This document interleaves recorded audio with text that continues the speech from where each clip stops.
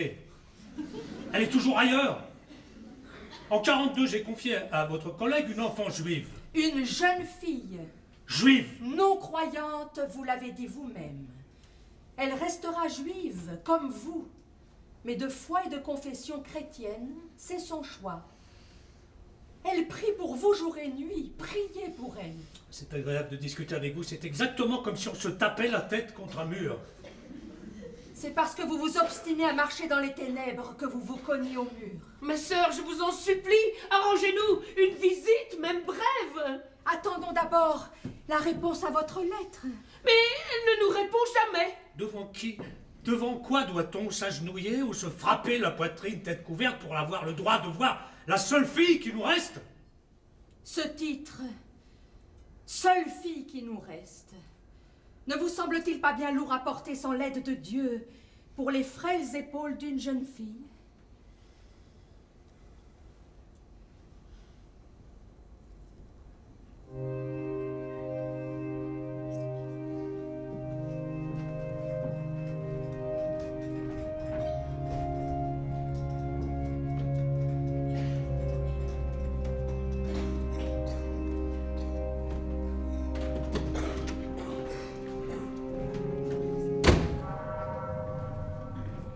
Gouvernement provisoire de la République française, ministère des Finances, service de restitution des biens des victimes des lois et mesures de spoliation, 1 rue de la Banque, Paris 2e, référence dossier 2196 FC. Paris, le 17 août 1945, à Monsieur Charles Spodek. Monsieur, pour me permettre de contrôler l'application des dispositions de l'ordonnance 45-770 du 21 avril 1945 concernant la restitution des biens vendus ou liquidés aux victimes d'actes de spoliation accomplis par l'ennemi ou sous son contrôle, j'ai l'honneur de vous prier de me renvoyer par retour du courrier le questionnaire au verso après l'avoir rempli. Veuillez agréer, monsieur, l'expression de mes sentiments distingués, le chef du service des restitutions. Question. Avez-vous introduit une demande de contestation de nullité en vertu de l'article 1er de l'ordonnance 45-770 du 21 avril 1945 ? Avez-vous introduit une demande d'annulation en vertu de l'article 11 de la même ordonnance ? Si oui, devant quel tribunal civil ou de commerce et en quelle ville? Quel a été le résultat de votre action en justice? A-t-il été fait appel de la décision du tribunal, soit par vous, soit par votre acquéreur? La décision d'appel est-elle intervenue? Si oui, prière de joindre le jugement. Avez-vous conclu un accord à l'amiable avec votre acquéreur? Si oui, l'avez-vous fait homologuer en justice par application de l'article 26 de l'ordonnance 45-770 du 21 avril 1945? Voulez-vous revendiquer vos intérêts? L'usurpateur, finalement chassé, Charles et Clara exigèrent par lettre recommandée, c'est un ami versé dans ces sortes de choses qui leur avait conseillé, exigèrent donc le retour immédiat de leur fille à la maison. Et ils attendirent une réponse.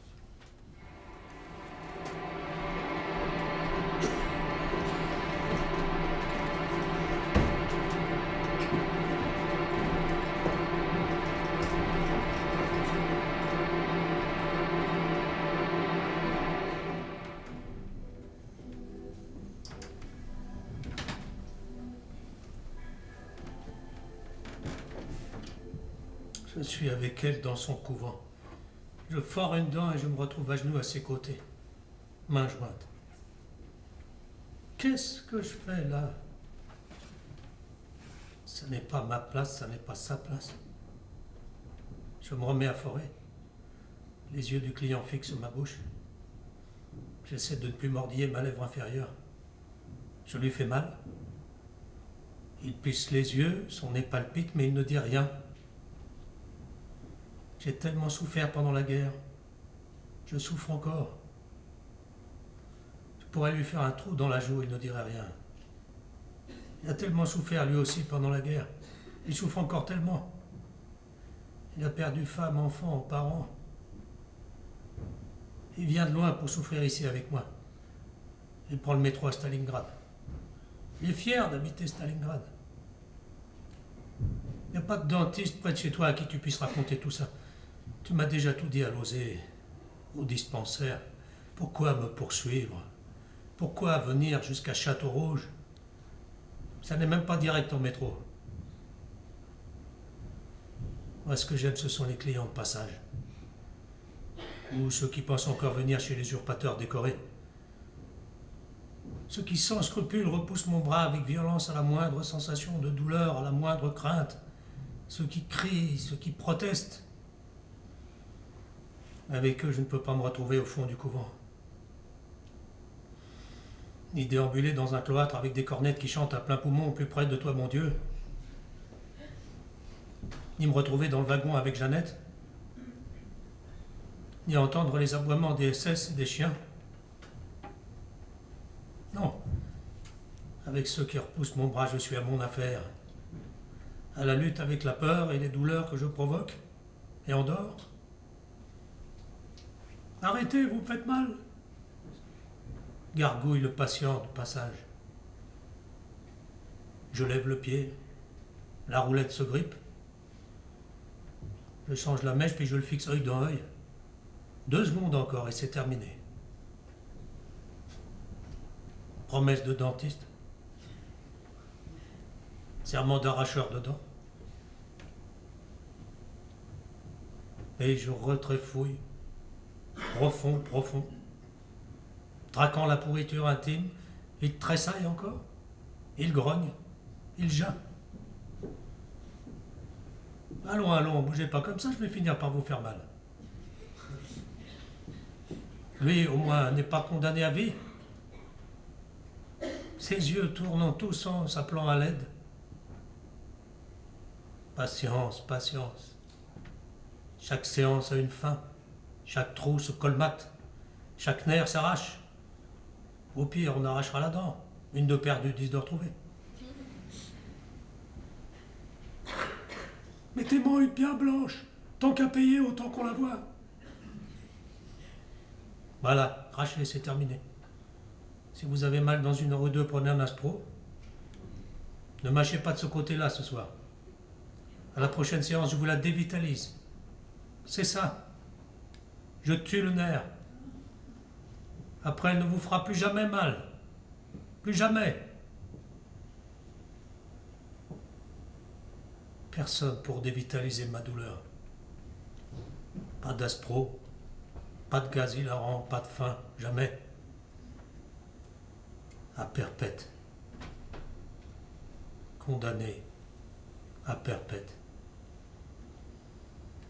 Condamné à errer dans les cloîtres à jamais. Et à suffoquer avec Jeannette dans les douches.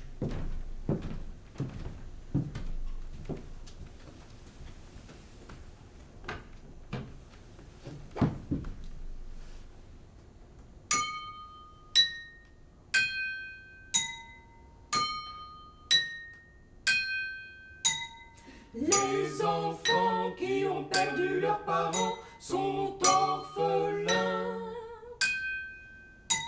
Mais il n'y a pas de mot pour désigner les parents orphelins de leurs enfants. Peut-être en yiddish ce mot existe-t-il? Il doit exister. S'il n'existe pas, il faut le créer d'urgence. Il manque un mot, En yiddish surtout. un mot nécessaire, un mot commun, un mot utile, un mot pour nommer les parents qui ont perdu leurs enfants.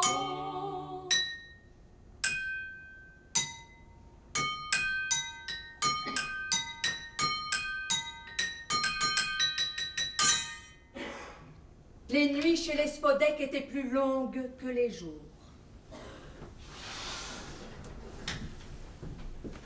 Ils allaient sans cesse d'une pièce à l'autre, sans jamais trouver le repos. Que tu aies 100 maisons, dans chaque maison 100 pièces, dans chaque pièce 100 lits, et que toutes les nuits tu te jettes d'un lit à l'autre sans jamais trouver le repos. Que tu aies 100 maisons, dans chaque maison 100 pièces, dans chaque pièce 100 lits, et que toutes les nuits tu te jettes d'un lit à l'autre sans jamais trouver le repos. Que tu aies 100 maisons, La nuit, les dans chaque spodeks maison, 100 errent, pièces, dans chaque se pièce croisent, 100 lits, et que toutes se les heurtent, nuits tu te jettes d'un lit à l'autre et même, sans jamais quelquefois, trouver le repos. se parlent.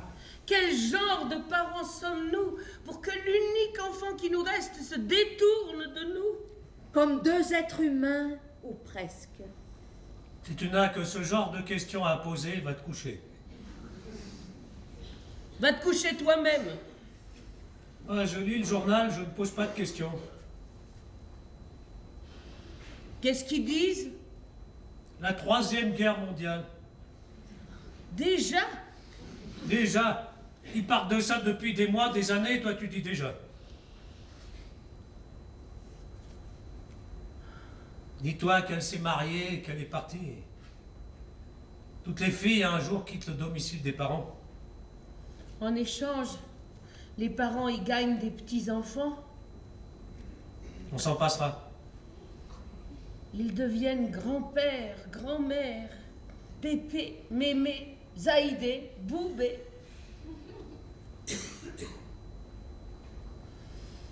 Qu'est-ce qu'on a mal fait, Charles?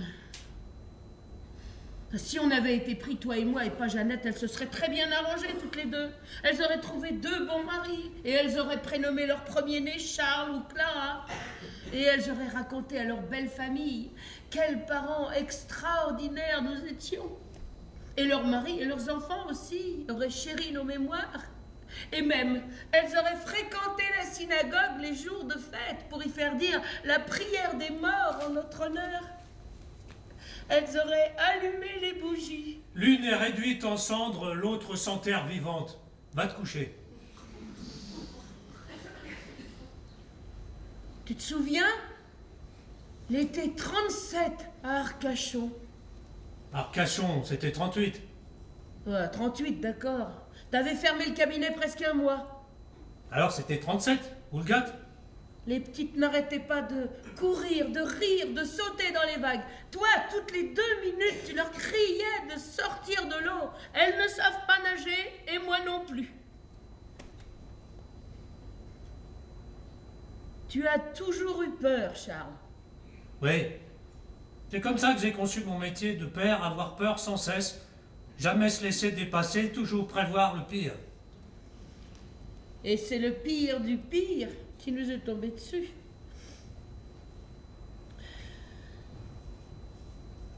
Moi aussi j'avais peur, tu sais. Peur pour elle. Toujours. Si l'amour se mesure à l'aune de la peur qu'éprouvent les parents pour leurs enfants, jamais aucun enfant au monde n'aura été plus intensément aimé que les nôtres. Charles, si on faisait comme la sœur a dit? Quelle sœur? De quoi tu me parles encore?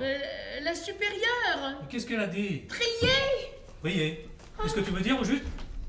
Mais si on y retourne et qu'on dit qu'on veut bien se faire et prier même après, si ça peut nous Qu'est-ce rapprocher. que tu dis? Qu'est-ce que tu Et dis? ne crie pas. Je dis juste, si déjà on croit plus à rien, pourquoi ne pas... Ah mais pardon, on croit! On croit! On croit à quoi, Charles? À ça! Et à ça quoi? On croit qu'on ne croit pas, voilà! C'est ça notre foi, notre religion. Ne pas croire. Tous les jours, j'y crois davantage. Et puis qu'est-ce que tu me fais dire? Qu'est-ce que tu me fais dire? On est juif, Clara. Tu sais ce que c'est? Tu sais ce que ça veut dire? Non! Non! De toute façon, elle a dit qu'on pouvait très bien rester juif tout en devenant... Clara, va te coucher, fous-moi la paix. Fous-moi la paix. Laisse-moi espérer la Troisième Guerre mondiale dans un minimum de calme et de sérénité. Charles, on cause. Non, va te coucher. Va te coucher avant que je me mette sérieusement à hurler. Oh Charles, les voisins dorment. Et alors, j'ai peur de les réveiller, tu crois? J'ai peur. Ils dormaient aussi quand les flics et les gestapettes sont montés à la maison, tes voisins, non? Le monde entier dormait. Tu veux que j'ouvre la fenêtre et que je me mette à gueuler? On peut pas causer avec toi. Non, on peut pas causer. Surtout pour dire des conneries. Et Charles! Des conneries! Non mais tu t'es entendu? Tu t'es entendu? Tu m'as proposé de me convertir. De me convertir, moi! Tu crois que parce qu'on ne croit pas en un Dieu quelconque, on peut renier comme ça ses convictions? Changer vite fait bien fait l'Ancien Testament contre leur Nouveau? Personne dans ma famille, personne ne s'est converti, jamais! Mais eux étaient croyants, Charles, nous! Personne chez moi, jamais, jamais, jamais! Tu entends? Et chez moi non plus! Qu'est-ce que tu crois? Courbés sous le poids des misères, tous les peuples s'avancent aussi. Ils cherchent la joie, la lumière, ils ont soif d'un monde infini. Où donc est la terre promise, qui ne peut Voilà. leur espoir? Oui, c'est leur entrée dans l'église qu'ils poursuivent sans le savoir. Vers toi, terre promise, le peuple de Dieu dans les bras. Vers toi, Viens te coucher. terre promise. Je disais ça juste comme ça, histoire de parler. Viens.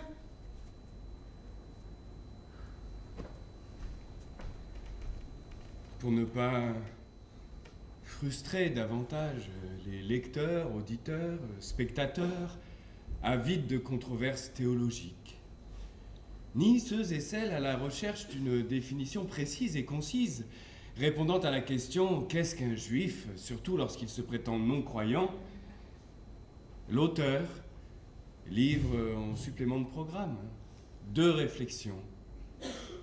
L'une attribuée sans garantie à Jean-Paul Sartre.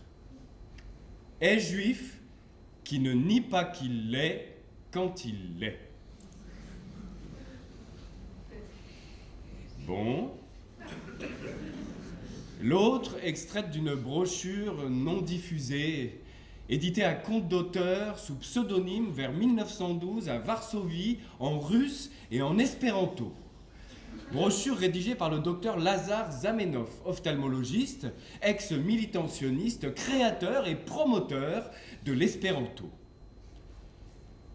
Persécutez les juifs autant que vous voudrez, la judaïcité ne disparaîtra pas pour autant. Faites des athées de tous les juifs, la judaïcité ne disparaîtra pas, et tous ces athées continueront à se dire juifs. Enfin, pour éclairer définitivement les lanternes obscures, voilà une définition proverbiale et yiddishisante, datant d'avant la catastrophe. Un juif, c'est très facile à reconnaître. Ça a une tête, 2 yeux, un nez, une bouche, 2 oreilles, et surtout, ça parle yiddish. Même les petits-enfants parlent yiddish, ce qui prouve, à qui on douterait encore, que de toutes les langues de la terre, le yiddish est la langue la plus facile à apprendre et à parler. Voilà. Pour plus de détails, consultez Google ou n'importe quelle bibliothèque au rayon Judaïka et Hébraïka. Prévoir cependant de copieux loisirs avant de tenter d'absorber puis de décanter le substrat des rayonnages consacrés à la question. L'auteur, bien qu'il s'y soit mis il y a une bonne 50aine d'années, n'a, de son propre aveu, toujours pas réussi à en faire le tour. Pire, il se demande même aujourd'hui si la question, à la lumière des événements passés, présents, futurs, si la question reste pertinente. Il en proposerait volontiers une autre. Qu'est-ce qu'un antisémite qui se prétend croyant? Bon courage et bonne lecture à tous les intrépides aventuriers des rayonnages. Ce n'est pas pour rien qu'on désigne le peuple juif comme le peuple du livre. En attendant, retournons au cœur de la nuit obscure, métro Château-Rouge. Là où se perdent et errent les spodeks.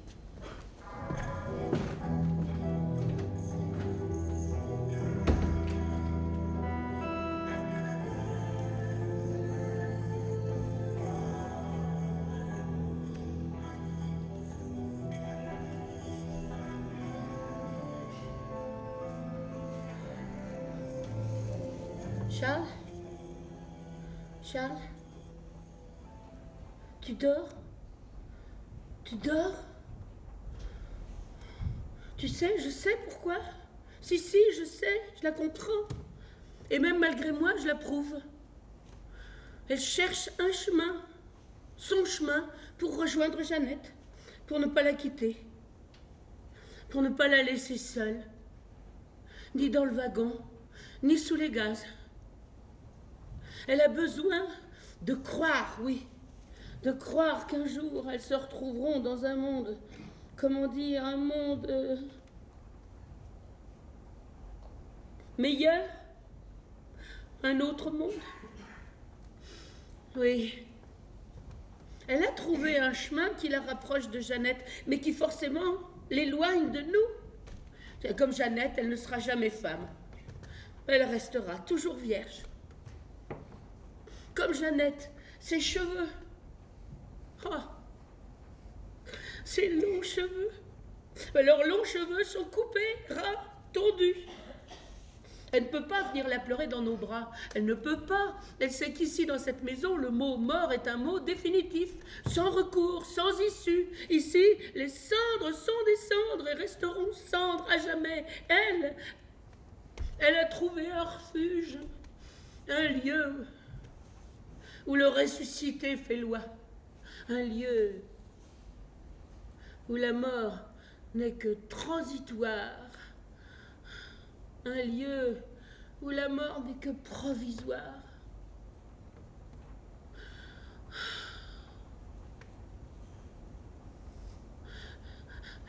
Là-bas, derrière les murs épais, elle attend.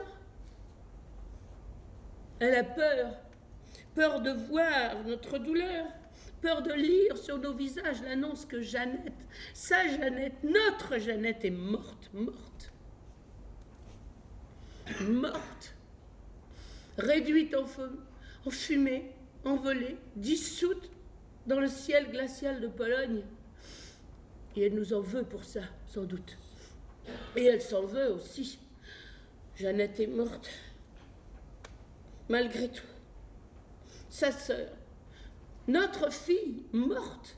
Et nous vivons tous les trois, nous vivons malgré tout. Et elle nous en veut pour ça. Et elle se punit pour ça. Le plaisir, le plus petit plaisir est interdit pendant toute la durée du deuil, mais comme notre deuil à tous les trois sera sans fin, il n'y aura plus jamais de plaisir, plus jamais, ni pour elle, ni pour nous. Où que nous soyons, où qu'elle soit, la douleur. Et qu'est-ce qu'elle ferait ici, chez nous? Elle reprendrait ses études, fréquenterait, comme on dit, d'autres enfants déportés. Le jour peut-être, mais la nuit, elle errerait comme une âme en peine, comme nous, Charles, d'une pièce à l'autre, des nuits entières, sans trouver le sommeil. Là-bas, derrière les murs épais, là où règne la grâce, elle se lève avant l'aube, chuchote les mêmes mots, les mêmes prières, répète les mêmes gestes, dit « Je vous salue Marie, pleine de grâce », peut-être même qu'elle chante avec les autres, « Vers toi ». Ainsi, à chaque seconde, l'esprit libre, elle peut se rapprocher de Jeannette. Abolir l'atrocité, la barbarie, nier l'horreur et l'inutilité de toute vie.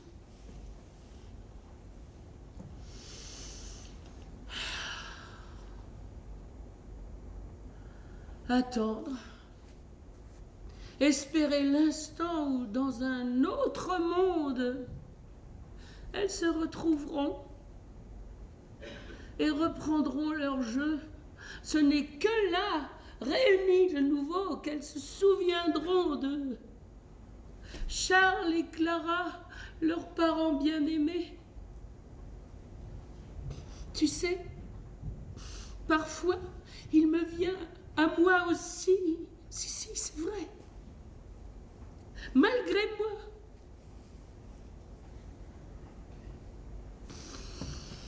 Comme une bouffée de prière.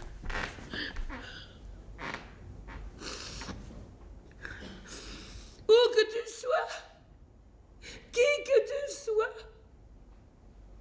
la prochaine fois que tu fais un monde, applique-toi, je t'en prie. Qu'est-ce que tu fais là? Je prie. Et toi, qu'est-ce que tu fais? Je vais me coucher. Bah, c'est bientôt l'heure de se lever.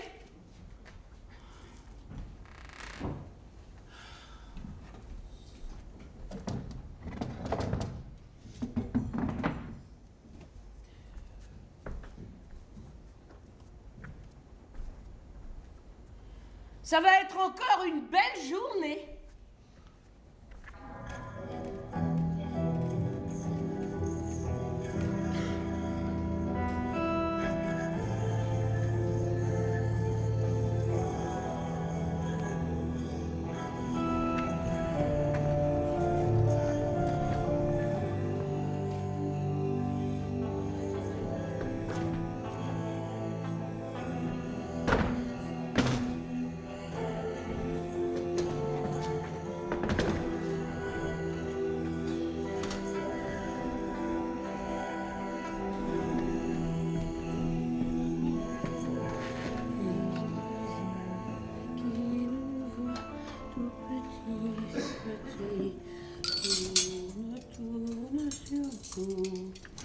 Et puis, au fond, nous sommes les maîtres de la terre, nous nous croyons des presque dieux, et blancs, le nez dans la poussière, qu'est-ce que nous sommes, des vieux